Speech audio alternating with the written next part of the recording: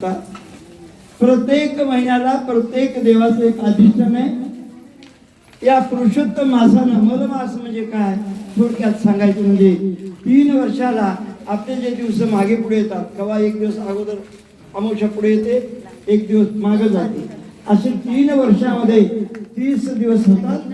3 वर्षात त्याला म्हणतात मलमास, त्याला पुरुषोत्तम मास म्हणतात। आपल्या भाषेमध्ये जर सांगायचं म्हणलं तर धोंड महिना, अधिक महिना हे म्हणतात। पण शास्त्रामध्ये या महिन्याचं महत्व सांगत असताना तुम्ही एक जर पारायण या पुरुषोत्तम मासामध्ये कराल तर 100 पटीचं फल तुम्हाला मिळणार आहे। मी तुम्हाला थोड्या वेळाने शास्त्र पाहिलं, एक दान केलं 1000 पटीनं दान मिळणार आहे। एक वाचन आपण ओम नमः शिवाय म्हणलं कितीतरी पुण्य प्राप्त होणार आहे। एक दान केलं, एक धर्म केलं, एक गंगेमध्ये आंघोळ केलं तर तुम्ही आज 5 दिवसापासून परमरहस्य पारायण करण्याची बुद्धी कशी तुम्हाला सुचली हे खरंच त्या भगवंताची कृपा आहे।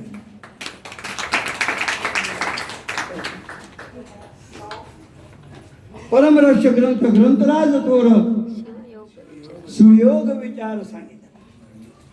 माणसानं जन्माला आल्यानंतर काय करावं, कसं वागावं, येताना कुठून आलो आणि जाताना आपल्याला कुठं जायचंय त्याचा विचार केवळ माणसाला करता येतो। हे अत्यंत भाग्य आहे। आणि तुम्ही शुद्ध अंतःकरणाने केला, अगदी शुद्ध, कुणाचंही कसल्याही प्रकारचं काही हे नसताना, घरातले एवढे व्याप आपल्या भागात असताना सुद्धा आम्ही तुम्हाला सांगतो कंबर मारून कीर्तनामध्ये प्रवचनामध्ये कांतापुत्र मित्र देहादी प्रपंच दिसत शेषाचं प्रेम मिथ्या सांगायचं आपण आमचं संसार शिकलो। आणि तुम्ही या 5-7 दिवसावर का होईना पण घराकडे सर्व कामं सोडून इकडे आलात, याचं नाव आहे शुद्ध भाव, शुद्ध अंतःकरण। असे शुद्ध भाव ज्यांचा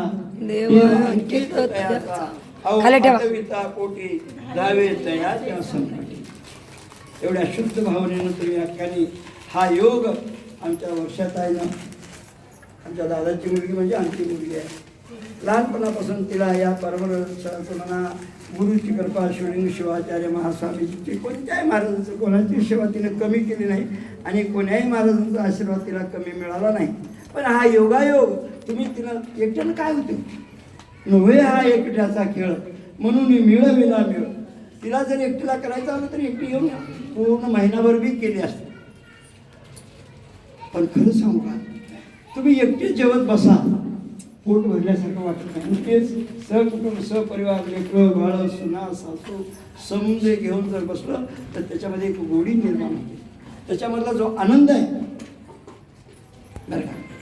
मालकाने एकटे जेवायला बसलं, बैलापुढे पेंड नेऊन ठेवल्यासारखं ठेवलं, एकदा 2 भाकरी म्हणून त्यानं खावं वाटलं, खाल्लं, सोडून दिलं, हिनं विचारलं नाही, त्यानं मागितलं नाही। आनंद आहे का त्याच्यात?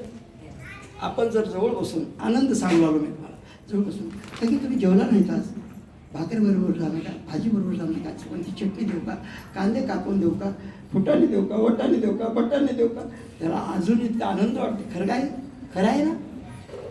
तसं हे सार्वजनिक मिळून तुम्ही जे परमपुरुष केला त्याच्यात विशेष आनंद आहे, म्हणजे सांगण्याचं तात्पर्य। आणि ह्या आनंदाचा तुम्हाला भगवंतानं शिवप्रभूनं तो उदार आहे, उदार आहे, उदार आहे। तुमची केलेली सेवा ही कुठेही वाया जाणार नाही बरं का। या प्रत्यर्थ या निमित्तानं हा जो योग या ठिकाणी तुम्ही घडून आणण्याचा प्रयत्न केला, याबद्दल म्हणावे तेवढे आपलं धर्मशास्त्र आहे, वीरशैवाचं सिद्धांत शिखामणी, त्याच्यामध्ये तुम्ही वाचून बघा। परमरहस्य हे ग्रंथ जे आहे, माणसाला जन्मल्यापासून मरणाच्या अखेरपर्यंत माणसाशी कसं वागावं हे जर शिकायचं असेल तर परमरहस्याचं अवलोकन करा। एका ओळीवर तुम्ही विश्वास ठेवून बघा, त्या पद्धतीनं वागण्याचा विचार करा, निश्चित तुमच्या जीवनाचं कल्याण झाल्याशिवाय असा योग या ठिकाणी तुम्ही सर्वजण घडून आणला। आता तुम्हाला या परमर्ष पारायणामध्ये सुरुवातीपासून शेवटच्या पर्यंत काय काय ऐकलं, काय काय वाचलात, लक्षात घ्या. कारण नुसतं वाचून सोडून देणं वेगळं आणि वाचनाचं अवलोकन करून आत्मग्रहण करून त्याच्यावर आपण ज्ञान मिळवणं, त्याच्यातून आपण काय केलो हे विशेष महत्त्वाचं. म्हणून जन्माला आलं त्याचं जर सार्थक आपल्याला करून घ्यायचं असेल, 84 लक्ष आणि फेरा चुकवायचा असेल, 84 लक्ष जन्म फिर अवचित प्राप्त अलभ्या लाभ न दे ऐसा लाभला तो कैसा गमविला. मग पुण्यादेही कराल सार्थक पहावो विवेक करून या.